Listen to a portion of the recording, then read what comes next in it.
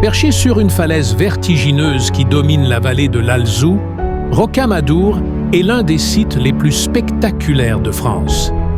Ce village médiéval, classé parmi les plus beaux villages de France, est connu pour son riche passé religieux et son rôle stratégique à travers les siècles. Depuis plus de 1000 ans, il attire les pèlerins et les visiteurs, intrigués par ses récits légendaires et ses vestiges impressionnants.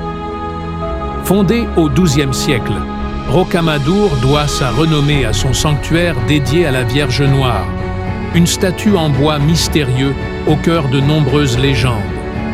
Selon la tradition, cette statue aurait été sculptée par saint Amadour, un ermite qui, après avoir voyagé à travers les terres chrétiennes, se serait installé dans une grotte de la falaise.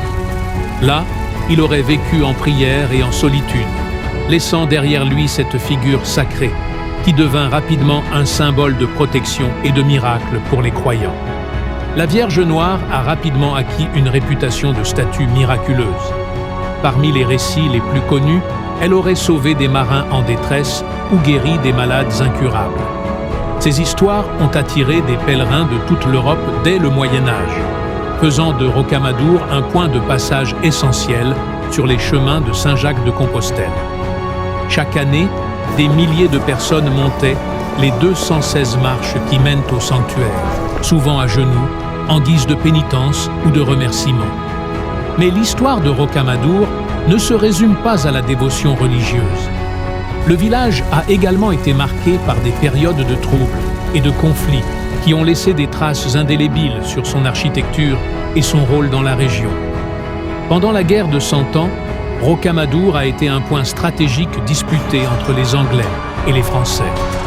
Bien que ses fortifications naturelles, perchées à flanc de falaise, le rendaient difficilement attaquable, le village a subi plusieurs assauts, laissant ses habitants en proie à la peur et à l'incertitude.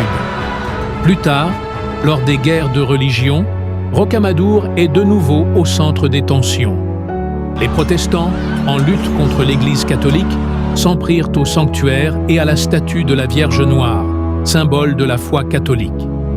Des documents historiques rapportent que le village fut pillé à plusieurs reprises, ses sanctuaires profanés et ses habitants dispersés.